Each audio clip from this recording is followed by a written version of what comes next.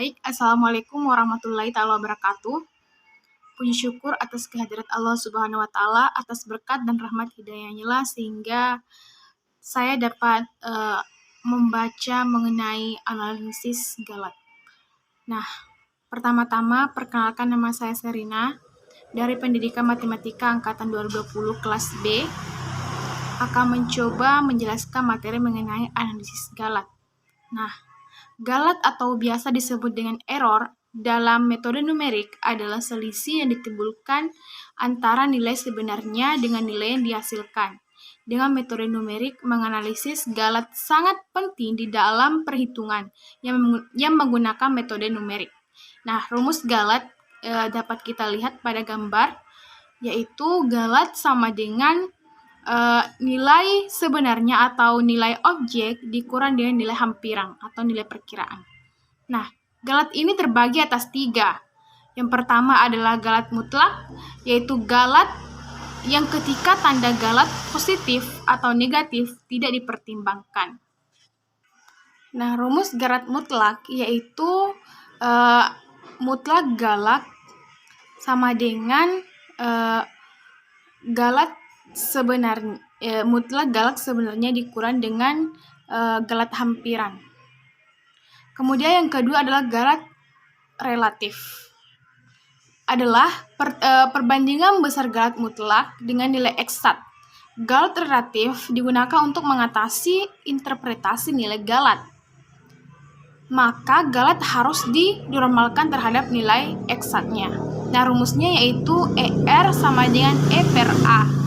Nah, yang ketiga adalah kadang dalam praktik kita tidak mengetahui nilai sebenarnya, sehingga Galat harus dinormalkan terhadap nilai hampiran sehingga disebut dengan Galat hampiran. Nah, Galat hampiran ini dinyatakan sebagai perbandingan besar Galat mutlak. Yaitu rumusnya dapat kita lihat ERA sama dengan E per A. Selanjutnya adalah sumber utama Galat numerik. Nah, secara umum terdapat 2 sumber utama penyebab Galat dalam perhitungan numerik. Yang pertama adalah Galat pemotongan, yang kedua adalah Galat pembulatan. Nah, Galat pemotongan mengacu pada Galat yang ditimbulkan akibat penggunaan hampiran sebagai pengganti formula eksat. Nah, maksudnya di sini ekspresi matematika yang lebih kompleks diganti dengan formula yang lebih sederhana. Tipe Galat pemotongan ini bergantung pada metode komputasi yang digunakan untuk menghampiri, sehingga kadang-kadang ia disebut juga dengan Galat metode.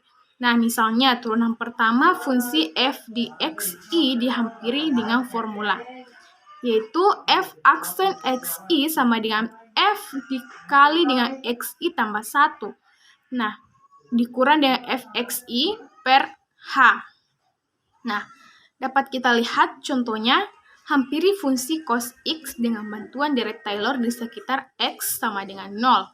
Nah, cos x sama dengan 1 kurang x berpangkat 2 per 2 faktorial ditambah dengan x berpangkat 4 per 4 faktorial dikurang dengan x pangkat 6 per 6 faktorial ditambah dengan x berpangkat 8 per 8 faktorial dikurang dengan x berpangkat 10 per 10 faktorial ditambah dengan seterusnya. Nah,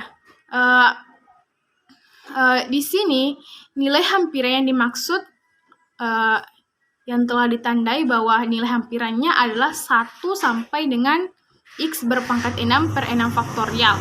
Kemudian Galat pemotongannya yaitu x berpangkat 8 per 8 faktorial sampai dengan seterusnya. Yang kedua itu adalah Galat pembulatan, di mana perhitungan dengan metode numerik hampir selalu menggunakan bilangan real. Masalah timbul bila komputasi numerik dikerjakan oleh mesin.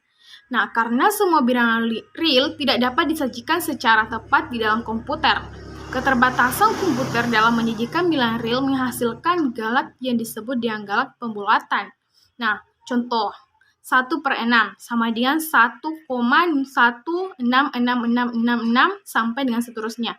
Nah, dari hasil tadi tidak dapat dinyatakan secara tepat oleh komputer karena digit pada angka 6 panjangnya tidak terbatas, maka